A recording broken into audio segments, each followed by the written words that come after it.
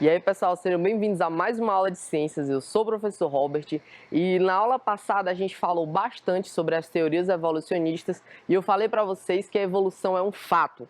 Por isso que a gente não precisa necessariamente acreditar nela, justamente por conta dela ser um fato. Só que por que os cientistas têm tanta certeza de que a evolução é um fato? E hoje a gente vai ver as evidências que comprovam que a evolução é um fato. Vamos lá. Então vamos lá, pessoal. A gente vai começar aqui falando um pouco sobre a habilidade, ou seja, aquilo que seria interessante vocês aprenderem, certo? É o seguinte, a habilidade dessa aula é discutir a evolução, e a gente vai discutir bastante falando sobre alguns fatos da evolução e por que aqueles fatos são realmente fatos. E segundo, a gente vai ver também a diversidade das espécies com base na atuação da seleção natural sobre as variantes de uma mesma espécie resultantes de processo reprodutivo. Professor, não entendi, foi nada. Calma, a gente vai ver o seguinte, a gente vai ver que aqui no nosso planeta a gente tem cerca de 6,7 milhões de espécies atualmente. Se a gente for contar ao longo dos 4,5 bilhões de anos, esse número é muito maior.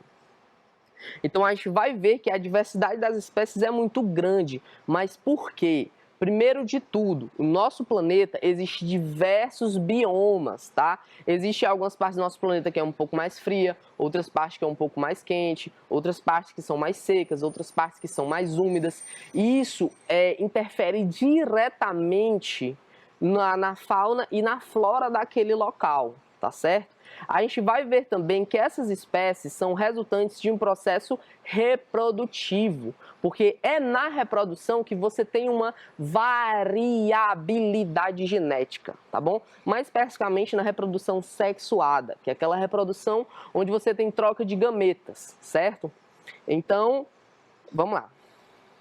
Primeiro de tudo, fatos sobre a evolução. Os fatos que a gente tem hoje são: existe uma grande variedade de seres vivos, como eu disse para vocês, há cerca de 6,7 milhões de espécies, tá? Isso daí é um fato que a gente vai ver por que isso daqui é um fato da evolução. Em segundo, a gente tem essa transformação gradual, tá? Isso aqui acontece aos poucos. Gradual das espécies, podendo dar origem a novas espécies. Essa parte aqui de origem de outras espécies, tá? Como uma espécie que está aqui, ela vai se ramificando e formando novas espécies. Esse daqui a gente vai ver na aula da próxima semana, mas a gente vai pontuar algumas coisas hoje, tá bom? E, como eu disse para vocês, essa transformação é gradual, não é da noite para o dia. Isso daqui ocorre ao longo de milhares de gerações, tá? Não é uma geração aqui que o vô é de determinado jeito e aí o neto já vai ser de outra espécie. Não é bem assim que acontece na natureza, tá bom? E por fim, o terceiro é: os mais aptos sobrevivem. E assim sendo, as espécies atuais são as que mais estão melhor adaptadas ao meio onde vivem.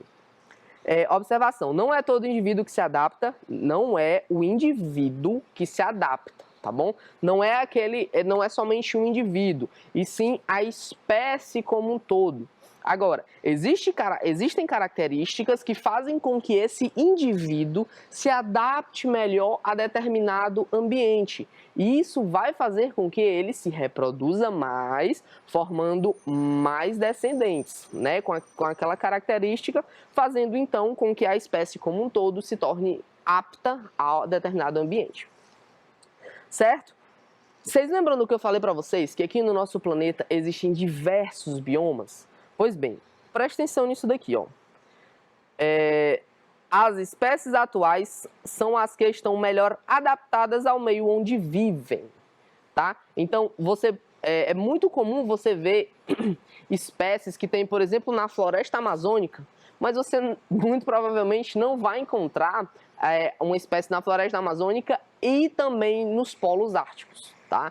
Então, o bioma de determinada região determina bastante a fauna e a flora daquele local, certo? Então, esses daqui são os fatos sobre a evolução. Mas por quê? Primeiro de tudo, a gente vai falar sobre a evidência fóssil. Por que os fósseis são tão importantes na hora de falar que determinada espécie, ou na hora de que determinada espécie é prima de outra, ou veio de outra espécie? É o seguinte, gente. Primeiro a gente vai saber o que são fósseis. Fósseis são restos ou vestígios de organismos preservados que possuem mais de 10 mil anos e fornecem importantes informações a respeito da vida nos tempos pretéritos, né, nos tempos passados, e como era um ambiente em determinada época. Aí a gente pode falar de ossos, né? No caso, quando a gente fala em fóssil, a gente só lembra de fósseis de dinossauros. Mas não são só os ossos, também são marcas de dentes, pegadas, né? Tem uma região da França onde tem muitas pegadas de dinossauros ali. E, inclusive, gente, fezes petrificadas. Isso daí também é um exemplo de fóssil, né? Por exemplo, como é que a gente sabe que determinado animal era herbívoro, ou carnívoro, ou onívoro? É só você começar a analisar as fezes petrificadas desses animais, que na paleontologia a gente chama de coprólitos, certo? Então, os tipos de fósseis que a gente tem são os seguintes. A gente tem marcas, né, que são pegadas ou fezes ou marcas de dentes. A gente tem também outro exemplo de fóssil seria a conservação ou mumificação.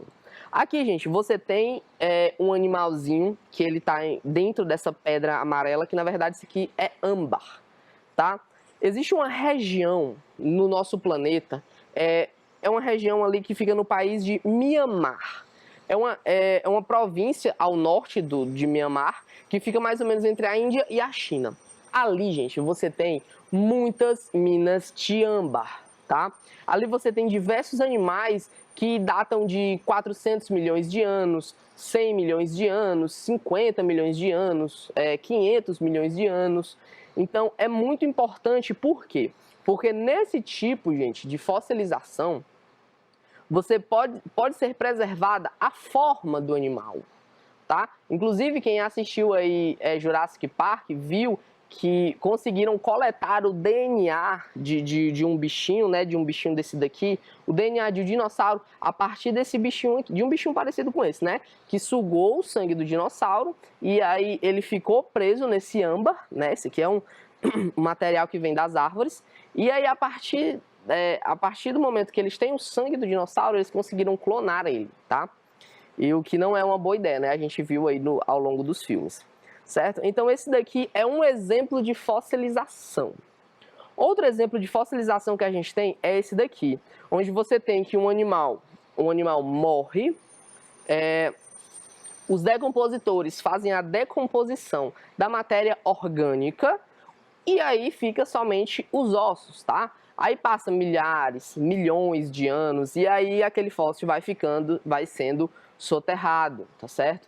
E aí, nos dias de hoje, quando você tem áreas de escavação, você pode encontrar alguns fósseis, tá? Você pode encontrar só pedaços de dinossauros, né? Você pode encontrar, não só de dinossauros, tá? De muitos outros animais. Você pode encontrar somente pedaços e o mais raro, né? Mas o mais legal é que você pode encontrar a ossada inteira do animal. Tá bom? Então esse daqui é outro exemplo de formação fóssil. Isso aqui vocês viram no sexto ano, eu estou só pontuando. Outro exemplo que a gente tem, pessoal, é o da mineralização. É quando você tem esses poros dos seres vivos, né, como por exemplo, nesse caso específico aqui do nosso Parque Florestal Fóssil, você tem os poros desses seres vivos sendo preenchidos por animais. Por animais não, perdão, por minerais. Então, nesse caso aqui, gente, do Parque Florestal Fóssil, vale lembrar que esse Parque Florestal, pessoal, é o único sítio paleontológico dentro de uma capital brasileira. Os troncos que estão aqui, gente, estão em posição de vida, tá? Mas eles estão mortos, né? Esses poros estão cobertos ali por minerais. Se você quiser aprender um pouco mais sobre esse Parque Florestal Fóssil, um grande amigo meu que me ajudou a preparar essa aula Ele tem lá no Instagram dele, ele fala bastante sobre esse parque.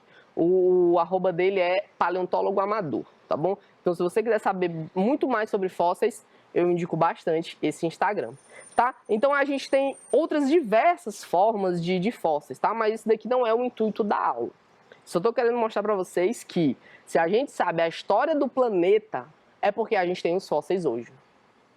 Como é que a gente sabe que há 40 milhões de anos teve uma era do gelo? Como é que a gente sabe que em determinado período teve uma era do gelo, depois teve uma era muito quente e tal e tudo? É estudando, basicamente estudando essas árvores que sofreram esse processo de mineralização, certo? E também estudando o solo de algumas outras regiões, beleza? Então, se a gente sabe a história do planeta, quem está contando essa história são os fósseis. A gente vai falar aqui um pouco, gente, sobre a evolução dos cavalos. Esse cavalo aqui, gente, esse bichinho aqui, ó, ele é o ancestral do cavalo, um ancestral bem antigo, tá? Data de cerca de 50 milhões de anos, tá? Tá aí um exemplo dele aqui. Ele é um pouco parecido com... Eu nem sei com que é parecido, não. Mas ele tinha somente 30 centímetros de altura. Foram encontrados alguns fósseis, tá bom? Alguns fósseis dele. Esse daqui, gente, é outro ancestral do cavalo, que data de 35 milhões de anos atrás.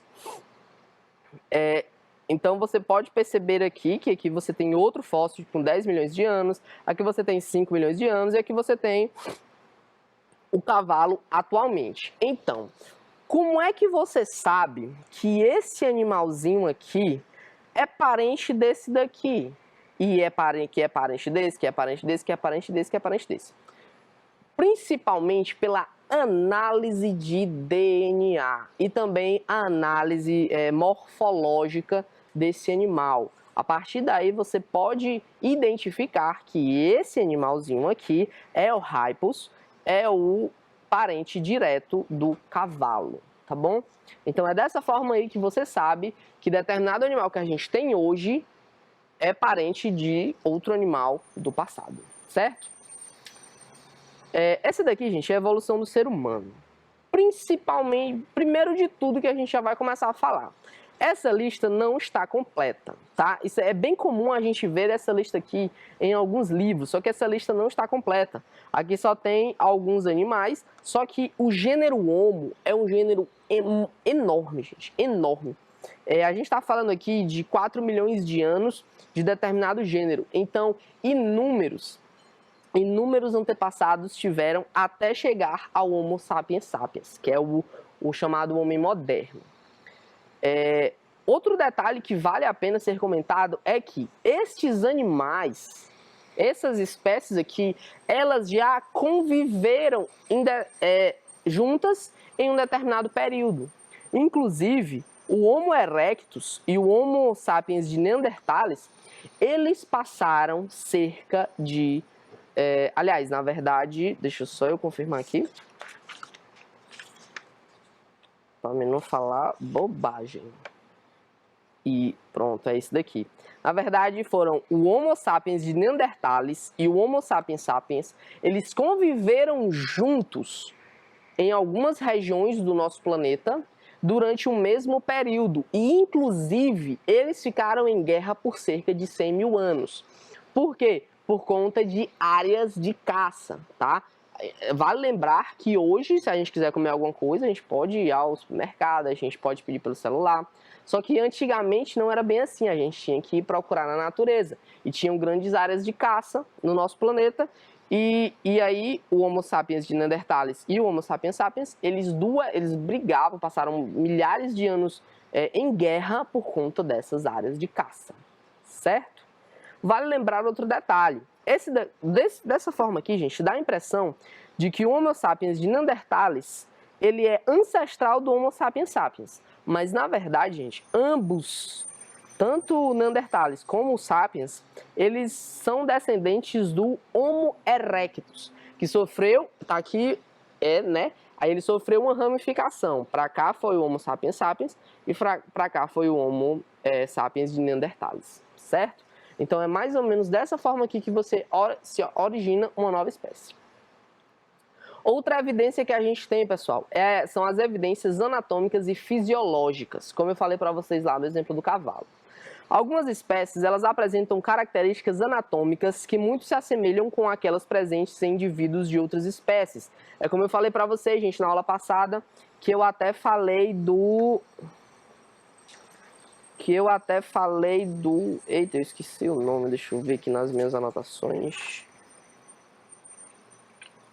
Pronto, que eu falei do milodonte, que era um animal, né, um ancestral da preguiça, e o Darwin, ao observar o fóssil do milodonte, pôde perceber que era muito parecido com o da preguiça, tá? Então, a partir daí, ele viu que aquela semelhança ali não era mera coincidência, tá bom? E apesar de muitas vezes essas estruturas não apresentarem a mesma função, a gente vai bater bastante nessa tecla aqui. Porque às vezes a estrutura ela não tem a mesma função, tá? Mas se você for ver anatomicamente e fisiologicamente, você vai ver que em algum momento essas espécies possuíram um ancestral em comum. Quer ver o exemplo? Pronto. O braço do homem, se você pegar o braço do homem, a pata dianteira do cavalo e a asa do morcego, você vai ver que aqui você tem funções diferentes. Mas se você analisar anatomicamente e nem tanto fisiologicamente, tá? Mas mais no ponto de vista anatômico. Você pode ver, gente, que elas são bem parecidas. Aqui você vê que nas mãos do ser humano você tem um metacarpo e as falanges. Aqui no caso do cavalo você tem um metacarpo e você tem a falange, só que aqui é falange única, tá bom? Na asa do morcego aqui você tem o metacarpo e aqui você tem algumas falanges, tá? Você tem 5 falanges, assim como na do ser humano. Você tem o húmero, tanto no homem, quanto no cavalo, quanto no morcego. Só que, qual que é o detalhe? Aqui você tem funções diferentes. Mas se você for ver de um ponto de vista anatômico, são bastante iguais, tá? Mas a gente vai ver por que isso acontece. É o seguinte, a gente vai falar sobre divergência evolutiva e convergência evolutiva. Eu pontuei isso aqui na aula passada, falei que isso daqui era um assunto de ensino médio, tá? Só que é muito bom pontuar. Por quê? Porque a nível de questões, é isso daqui que é cobrado. E aí a gente vai ver agora. A adaptação convergente ocorre quando organismos de espécies diferentes passam a ocupar o mesmo ambiente e até o mesmo nicho. Professor, o que é nicho? Nicho ecológico, presta atenção que isso é muito comum em questões. Nicho ecológico é a função de determinada espécie em determinado ambiente. E habitat é onde determinada espécie pode ser encontrada, tá bom? Isso é muito comum em questões. Agora falando da irradiação adaptativa. Após a separação de grupos dentro de uma mesma população, que com o tempo passam a ocupar nichos ecológicos diferentes, ou seja, em determinado meio eles têm funções diferentes, eles passam por processos adaptativos para sobreviverem neste novo nicho, ou até mesmo nesse novo habitat, tá bom? Então, falou de adaptação convergente, é quando você tem organismos de espécies diferentes e ancestrais, aqui não, eu não coloquei aqui, mas é de ancestrais diferentes, tá bom? Então, eles passam a ocupar o mesmo ambiente, até mesmo o mesmo nicho. Então, você pode ver que, provavelmente, se você for ver a olho nu, você pode pensar que aqueles animais são parecidos, como é o exemplo do boto e do tubarão, né? Do tubarão? Não, do golfinho. O boto e o golfinho. Eles são muito parecidos, só que se a gente for ver de um ponto de vista anatômico, eles são bem diferentes. E a gente vai ver isso mais pra frente, tá bom? E aí, na irradiação adaptativa, é quando você tem uma espécie aqui, você tem determinada espécie, e essa espécie sofre uma separação, tá? Vamos supor que determinada parte foi para o norte e determinada parte foi para o sul. Por conta de que agora eles estão em ambientes diferentes, aquilo vai fazer com que os mais aptos sobrevivam e vai fazer com que haja uma irradiação adaptativa. Eles têm o mesmo ancestral em comum, só que se você for ver de um ponto de vista visual, né, você pode ver que são criaturas extremamente diferentes, que muito provavelmente não têm um parentesco. Mas, se você for ver de um ponto de vista anatômico, e aí você vai ver que eles têm um ancestral em comum, como é o exemplo aqui que eu dei para vocês. Você tem o braço do homem, você tem a pata dianteira do cavalo e você tem a asa do morcego. São animais, gente, que se você vê a olho nu, você fala, isso daqui não é parecido, não. Isso daqui não é nem um pouco parecido. Só que aí você vai lá, você vê de um ponto de vista anatômico, e você vê que esses animais aqui têm um ancestral em comum, certo? E no caso nesse caso específico aqui, você tem os chamados órgãos homólogos. Professor, o que são órgãos homólogos? Órgãos homólogos podem ou não realizar a mesma função. No caso do braço do homem, a função do braço do homem não é a mesma função da pata dianteira do cavalo e muito menos a mesma função da asa do morcego, certo? Não tem a mesma função. Mas, porém, no entanto, se você vê a estrutura básica, né, a estrutura anatômica desses animais, você vai ver que elas são iguais. E aí o que isso significa? Significa que eles têm o mesmo desenvolvimento embrionário. E aí quando eu falo de mesmo desenvolvimento embrionário, você pode entender como um ancestral em comum, certo? Que em algum momento se separou, foi para ambientes diferentes, e aí a partir do momento que está em ambientes diferentes, ele pode ocupar um nicho ecológico diferente, e a partir daí você tem que, ao longo de alguns milhares de gerações, você vê toda essa diferença que a gente vê hoje, certo? Pronto, agora a gente vai falar sobre órgãos análogos. É o seguinte, órgãos análogos, por sua vez, não refletem as relações de ancestralidade e dizem respeito apenas a funções semelhantes. Aqui, gente, você tem a asa do inseto e aqui você tem a asa de uma ave. Você olhando a olho nu fala assim, não, acho que eles são parentes, porque ambos têm asas, só que não é bem assim, gente. Você vê que na asa do inseto, aqui você tem algumas nervuras e a asa do inseto é formada por quitina.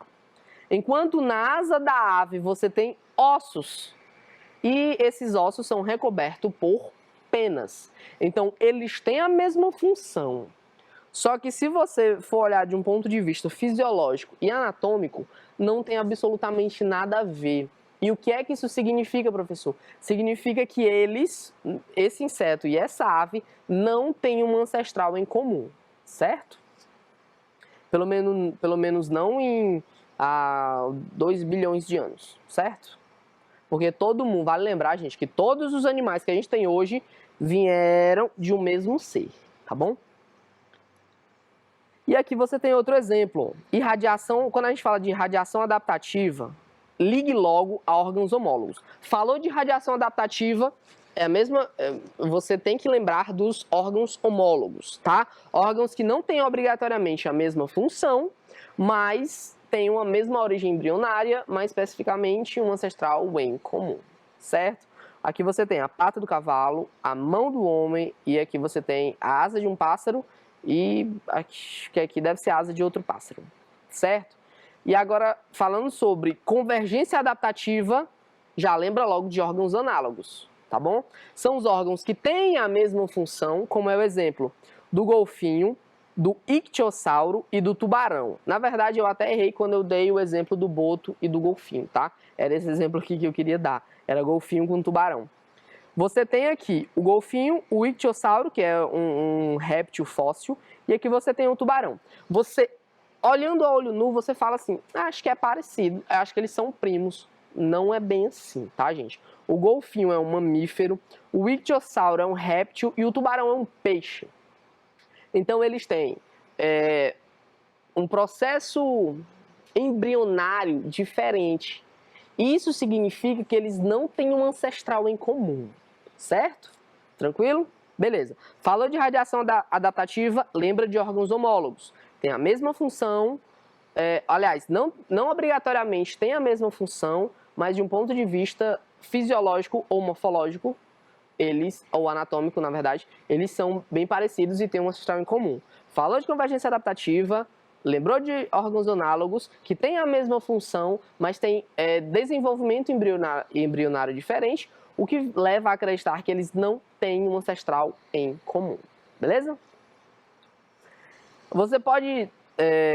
Outra evidência da evolução são as observações diretas. Na menor escala, a evolução consiste na mudança na frequência de alelos nas populações ao longo das gerações, e há diversos estudos de genética que demonstram que essas mudanças continuam ocorrendo. Como é o exemplo, pessoal, das bactérias. Hoje em dia você tem um problema muito grande que são as superbactérias. Por quê? O que é que acontece? A bactéria, gente, ela tem uma estrutura chamada de plasmídio. Isso daqui você não precisa focar muito aqui, porque isso aqui é assunto do ensino médio, mas é para ficar bastante claro. O plasmídio, gente, nada mais é do que um pedacinho de DNA. E aqui você tem a bactéria, né? Essa bactéria aqui, gente, ela tá em determinado meio, aí ela vai e pega esse plasmídio. E aí o que que acontece? Esse plasmídio aqui, gente, que é um pedaço de DNA de uma outra bactéria, ele se une com o DNA cromossômico que a bactéria já tinha. E aí o que que causa? Causa uma mutação, uma recombinação gênica. E essa bactéria aqui, ela pode ser imune a antibióticos. Qual que é o problema? O problema é porque muitas pessoas, quando estão passando por tratamentos à base de antibióticos, vamos lá, determinado remédio pede para ser tomado 12 em 12 horas durante 7 dias. Só que quando dá 4 dias, que a pessoa já está boa, o que que ela faz? Ela para de tomar. E aí o que é que acontece? As bactérias mortas, elas deixam esse plasmídio, e esse plasmídio aqui, ele vai para as bactérias que ainda estão lá porque a pessoa deixou de tomar o remédio, e aí o que acontece? Ela pode sofrer uma mutação, e aí ela pode virar imune a antibióticos, beleza? Então, se em algum momento você ou alguma pessoa próxima a você começar um tratamento à base de antibióticos, por favor, faça com que essa pessoa, ou até mesmo você, leve o tratamento até o final para evitar esse problema, certo? Outro exemplo, gente, das observações diretas são os insetos. Aqui você tem em determinada área, tá? Você tem aqui uma plantação, vamos supor uma plantação de milho. E aí o que que acontece? Você começa a aplicar inseticida naquela região, naquela plantação.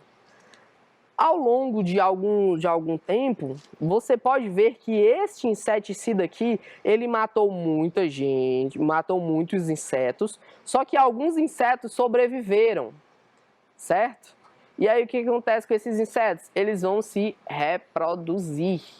Então você pode ver que após algumas gerações, aqueles insetos se reproduziram e aí infestaram novamente aquela plantação, e aquela plantação aqueles animais ficaram imunes, tá, ao inseticida. Outro detalhe também, gente, é que isso daqui não acontece somente com insetos. A gente não tem certeza ainda, mas boa parte dos seres vivos tem essa capacidade aqui, incluindo o ser humano. Há estudos que dizem que 2% de toda a população mundial é imune a determinado tipo de doença. Então, a Covid, por exemplo, né? A Covid. Então, 2% de toda a população mundial é simplesmente imune à Covid. Por quê, professor? Por conta das mutações e por conta da recombinação genética, tá? Essa recombinação aqui, gente, ela ocorre por quê? Durante o processo reprodutivo do ser humano, você vê que veio 23 cromossomos do papai, 23 cromossomos da mamãe, e aí eles se combinaram, tá bom? Então, isso daí, essa recombinação gênica, ela pode causar alguma mutação. E essa mutação, ela não necessariamente é para o mal, certo? Então, pessoal, a gente vai ficando por aqui. Na próxima aula, a gente vai falar sobre evidências moleculares, tá bom? E a gente vai resolver também algumas questões. Então, a gente vai ficando por aqui. Espero que essa aula tenha sido esclarecedora para vocês. Fiquem bem e até a próxima.